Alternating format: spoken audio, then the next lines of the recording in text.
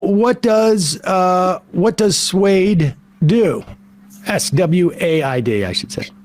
Yeah, so SWAID basically provides, we do microgrants. So people in our community can ask us for microgrants, and we will help you with a small microgrant, normally $100 to $200. We give people grocery gift cards. We also do harm reduction supplies. So one of our big things that we do is harm reduction. We do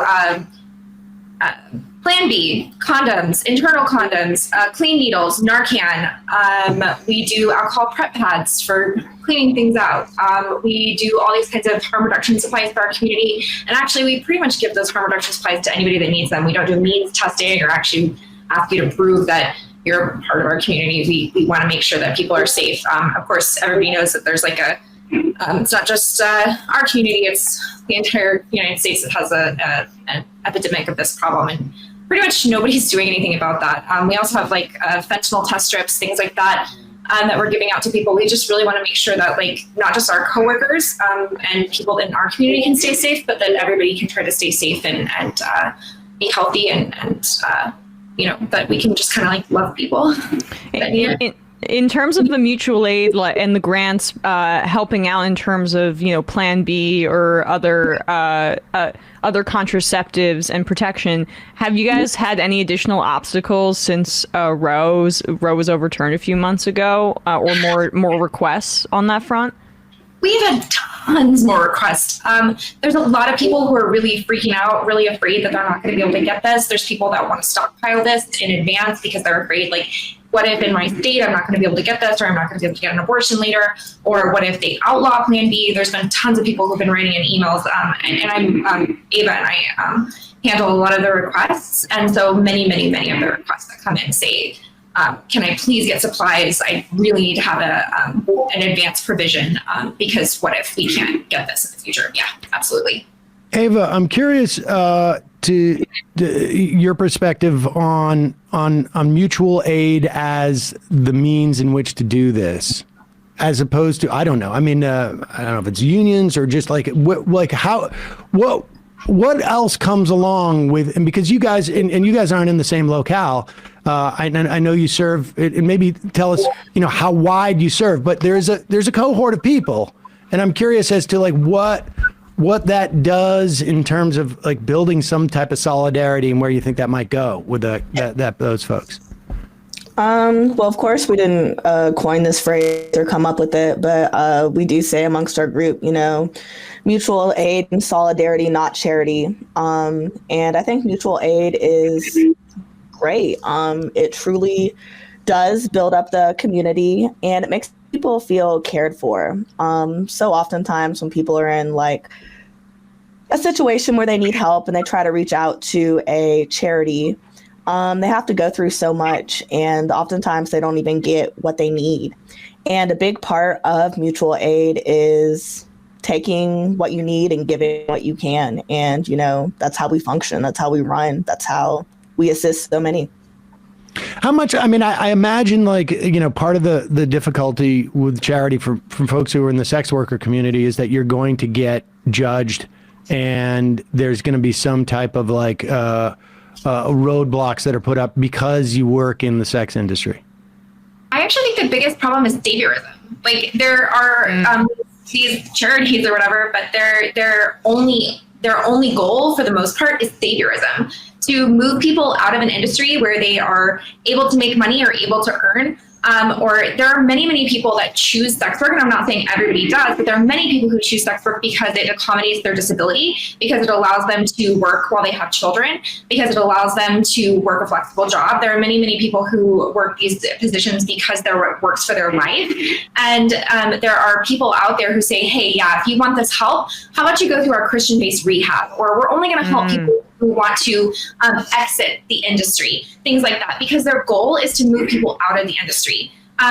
We want to do harm reduction, and we want to help people who are in the industry. We don't care where you're coming from. We don't care if like you want to stay in or go out. That's none of our business. Like our business is to like care for the people and create harm reduction and to like love people that are inside of it, right? Well, it's about supporting people within the industry as opposed to like we'll help you, but as long as you leave this, or, you know, this job that you're doing, right, and your lifestyle, this is more just about kind of solidarity within, and also with people who want to support what you guys are doing as well. Which is also what's different about Suede, right? Nobody who's in Suede is someone who's an outsider. There are no outsiders inside of our group. Everybody who's in Suede has done sex work, is a sex worker, is affiliated with sex work. There's no saviors in our group, and we would never allow anybody to come into our group who was a savior or who was from some organization that wanted to rescue people or had some kind of agenda about what sex workers should do or how they should live their lives. And actually, we pretty much want to keep it to just our community because that's the spirit of mutual aid, right?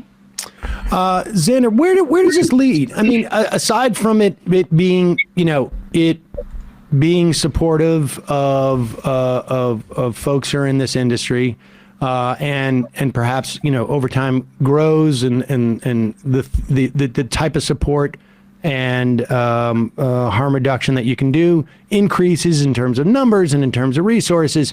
But where else might this lead? I'm curious as to like how much you think this is going to build some type of recognition and solidarity amongst yourselves as workers in this industry. Well, world domination, of course, to start. But we want to, you know, like we've encouraged other people who live in other states and stuff who are involved with us to kind of start their own groups of Suede within it. You know what I mean? It doesn't even have to, like, we're not those people who are like, you have to use our stamp on whatever. It's like, it's more about like, you know, creating this as like a trend within sex work, because sex work is really one of the most societally looked down upon things. Like, no one takes care of us. Like, no one wants to reach out to sex workers unless it's like a savior type thing, right? They're going to come in and save you from whatever, even though it's something that you enjoy and you chose to do and it brings you happiness and whatever. But so I think a lot of what we want to do is, of course, helping people on a bigger scale, but you know, really creating a trend of camaraderie in sex work. You know, because even another thing that's tough about sex work a lot, and from my experience as a studio performer, like, you know, not only is it, you know, kind of a lonely industry in that sense, but you're constantly in competition with everybody else around you, right? Right. And that competition is not only just like a sports thing or whatever else. It's like, it's literally the way you look. It's your appearance, like a beauty standards. It's, you know, sexual performance or whatever. It's so many things that are really deep rooted in like. Oh, They froze there. Shoot. Ava, are you still with us? I am. Yeah, I mean, I think the point that Corvus was saying is that it's a very competitive industry, and a lot of that stuff is sort of like tied into your self-esteem and whatnot, and it makes it hard. Okay, now here we go. We're back, Xander. Here we go. Perfect. So, Xander, can you hear us?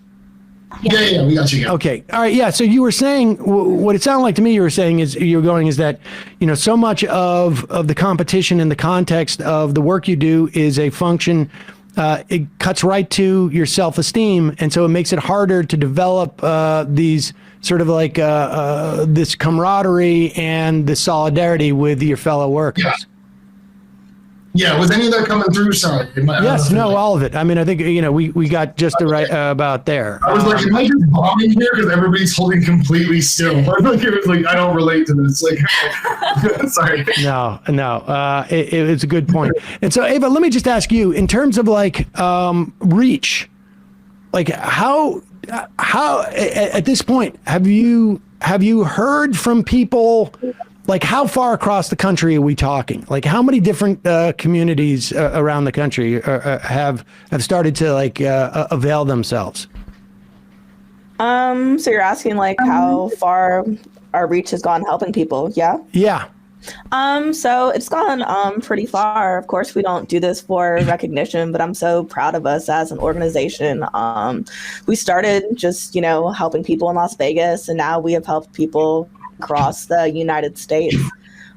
We do try to limit it to the United States, but we've helped people on all the coast. Again, we have members across the coast, but we get requests from We should start keeping a map, y'all. But we've helped numerous states. We've helped people in Arizona.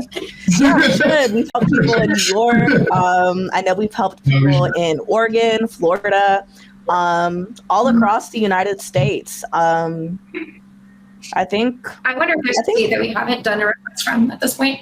Right. Oh, that's great.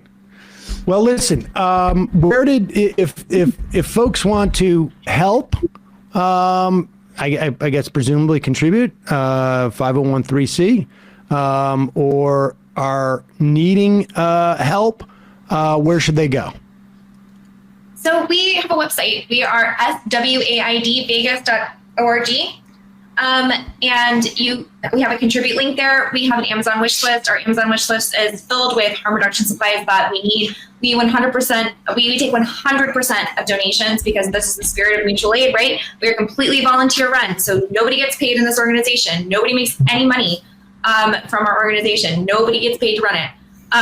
We take 100% of everything we make, minus any kind of banking fees, because we can't, take those away, but minus any kind of banking fees, and we give it directly back to somebody who makes a request from us in the form of a microgrant.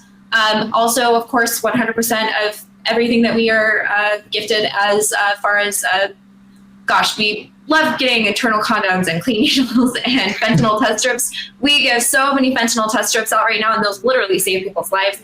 If you want to give us some of those from our Amazon wish list, that would be incredible. Of course, everything that you give to us, we literally turn back around and either ship back out to somebody, drop off to somebody in the community. We have a volunteer group that literally drives things out and drops them off people's doors every day of the week. So any of that is so helpful. And if you would like to make a request, we have swaidvegas.org/request.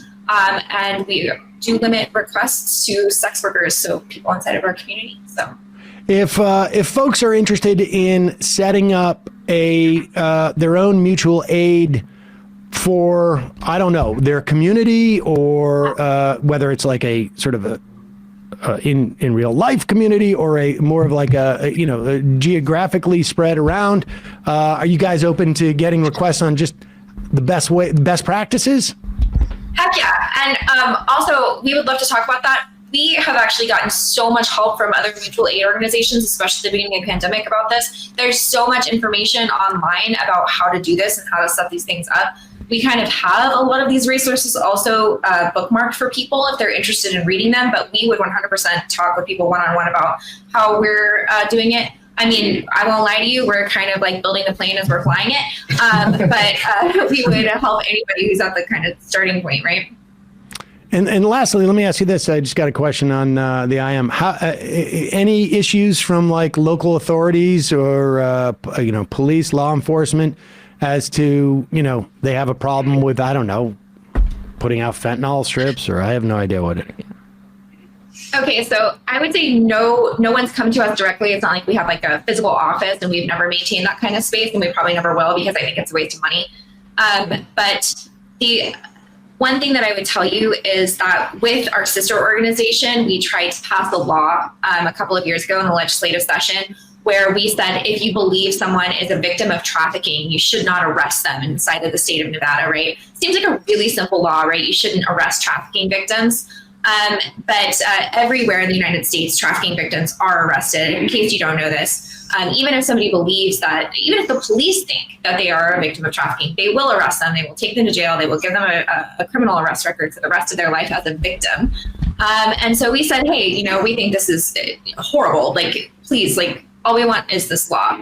Police came in, and the police lobby came in and completely crushed this bill in our legislative session. It went absolutely nowhere. And even though we had people backing it, saying it was a great bill, people saying they would vote for it, the second police came in and said, you know what, we need to arrest people. It went absolutely nowhere, and police were against it. And this has been a common issue in Nevada, where police come in and say, hey, we need to give people fines, or we need to arrest people. And bills don't go anywhere all of a sudden. All right. Well, guys, thanks so much for your time today. Congratulations on launching this and the success you've had so far. And we will put links to SWAID on our YouTube and podcast description and at majority.fm. Queen Ava, Your Highness, thank you. And Xander Corvus and Summer Hart, thanks so much for joining us. Really appreciate it. Thanks for having us. Thank you Thank so you. much. All right. All right, folks. Now we will, I guess we'll take some, we don't need to take a break, right? No, we're in the fun half We're just already. rolling. There you go.